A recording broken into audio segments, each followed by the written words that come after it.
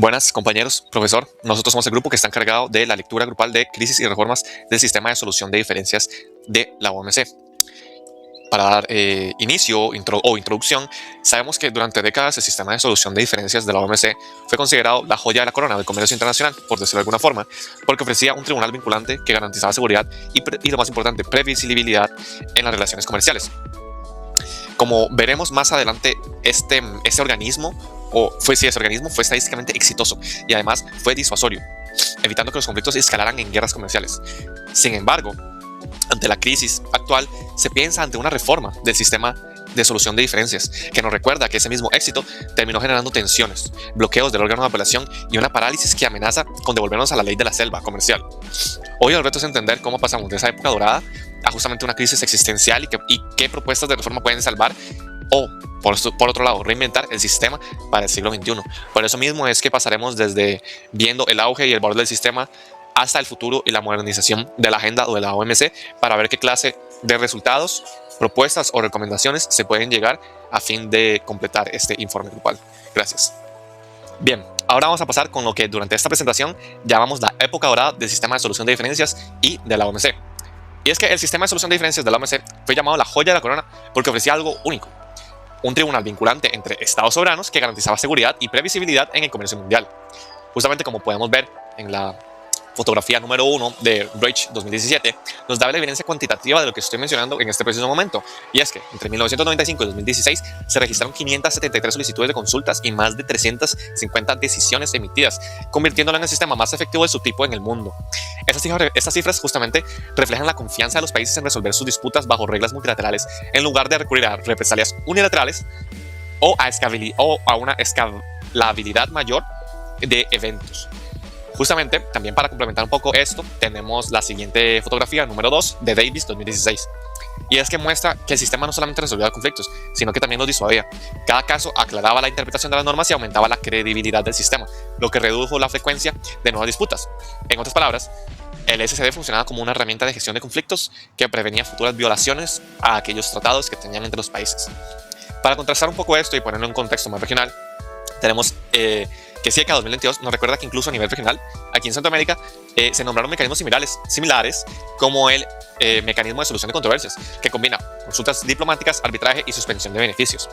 En conjunto, esos elementos muestran por qué hablamos de una época dorada, un sistema que, con estadísticas, disuasión y con normas claras, logró prevenir guerras comerciales mediante la ley. Chicos, pongamos muchísima atención a los negocios, ya que si las reglas no son claras no hay juego. Y el día de hoy el árbitro del comercio mundial está en coma. Estados Unidos ha puesto en pausa el nombramiento de jueces, y lo que empezó con 7 mentes brillantes hoy se ha visto reducido a solo un miembro en el órgano de apelación. ¿Por qué? No se trata de un simple capricho, es un tema más numérico, ya que casi la mitad de las quejas contra el grande americano, exactamente el 47%, se enfocan en cómo protegen su industria contra el dumping. Y los americanos sienten que están perdiendo soberanía porque cada vez que ellos ganan una batalla técnica, los jueces en Ginebra les revierten la jugada con lo que denominan activismo judicial.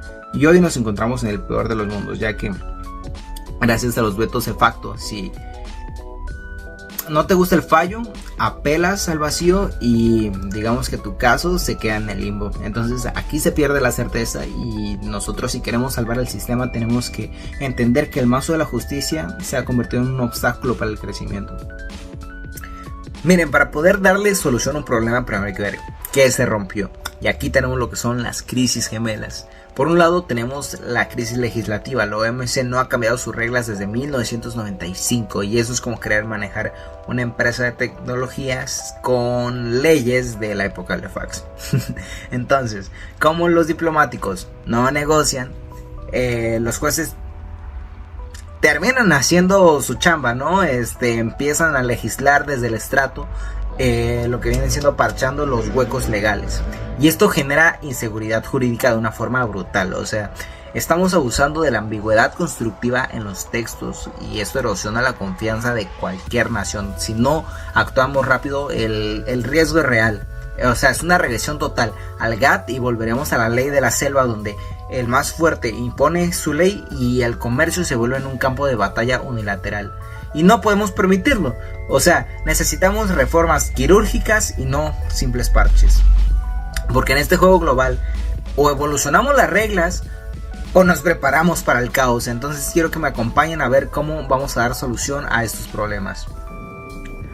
En el contexto de la crisis actual del sistema de solución de diferencias de la OMC, han surgido diversas propuestas de reforma que reflejan no solamente las soluciones técnicas, sino también distintas visiones sobre el futuro del comercio internacional.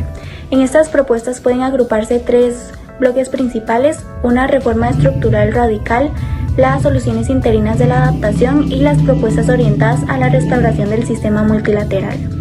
En primer lugar, se plantea una propuesta disruptiva al cuestionar la necesidad del órgano de apelación, debido a que el debate internacional ha estado mal enfocado, ya que el verdadero pilar del sistema no es la apelación en sí, sino el principio de consenso negativo, que garantiza que las decisiones no pueden ser bloqueadas por los estados, por lo que desde esta perspectiva el sistema de doble instancia ha generado más problemas que soluciones, como son los retrasos, la complejidad procesal y las tensiones políticas, especialmente para la percepción del activismo judicial. En segundo lugar, se analiza el seguimiento del MPIA como una solución interina frente al bloqueo del órgano de apelación. Este mecanismo está impulsado por la Unión Europea, que le permite a un grupo de países mantener un sistema de apelación funcional mediante el arbitraje. Su principal objetivo es preservar la vinculabilidad de las decisiones y evitar así que los países utilicen estrategias como el Apple into Void para bloquear resultados. Sin embargo, esta solución tiene bastantes limitaciones, ya que no incluye a los miembros de la OMC, generando fragmentos y desigualdad entre estos países. Y por último, se propone un enfoque orientado a la restauración del sistema mediante las reformas que permiten recuperar su carácter individual. El principal problema de esto es que sin decisiones finales obligatorias, las normas de la OMC pierden efectividad, por lo que se plantea la necesidad de reformar el órgano de apelación para hacerlo políticamente más estable, y especialmente para los Estados Unidos. Futuros y modernización por parte de la OMC. Tenemos el comercio digital, donde los países menos desarrollados representan el 1% de las exportaciones, es decir, que no tienen un acceso al mercado digital como los países desarrollados y tienen menos acceso a la conectividad. Luego tenemos la sostenibilidad ambiental, los cuales son bienes ambientales, y la racionalización a subsidios fósiles. ¿Qué quiere decir esto? Que muchos países todavía no saben reconocer productos ambientales y productos dañinos.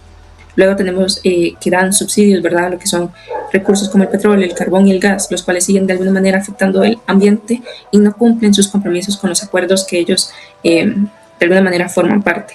Luego tenemos el Level Playing Field, el cual es el código de conducta de las empresas a nivel estatal, es decir, que siguen dando subsidios hacia industrias que siguen siendo dañinas y estas no son de alguna manera lícitas, entonces siempre se surgen de alguna manera con fines proteccionistas. Y bueno, estos son algunos aspectos a considerar por parte de la OMC para su modernización. ¿Cómo debe evolucionar la OMC? Debe restaurar el sistema de solución de diferencias, es decir, que debe mantener jueces a su nombramiento, primeramente quitando lo que es el bloqueo de Estados Unidos, es decir, manteniendo procesos, ¿verdad?, estables, en el cual tenga plazos realmente realistas y que no existan bloqueos como tal, sino que surjan resultados de estos procesos. Resolver la crisis gemela. ¿Qué quiere decir esto? Que no solo se requiere de los jueces, sino también de una ley actualizada en la cual, ¿verdad?, no se tenga que interpretar textos antiguos o obsoletos. Luego se debe adoptar lo que es el plurilateralismo abierto, en el cual, ¿verdad?, los grupos de países que quieran avanzar en un tema en específico, siempre y cuando lo aborden de manera correcta, puedan tener este pase abierto y que funcione y se integre de alguna manera a la OMC.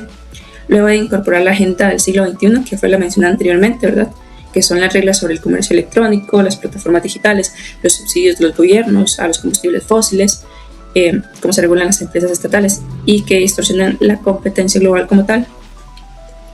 Y por último tenemos la equidad para países en desarrollo, siempre manteniendo, ¿verdad?, que los países menos adelantados, que representan ese 1%, tengan esa abogancia especializada, es decir, que puedan tener asistencia técnica y jurídica a su vez. Y estos son algunos aspectos que debe considerar la OMC para su transición.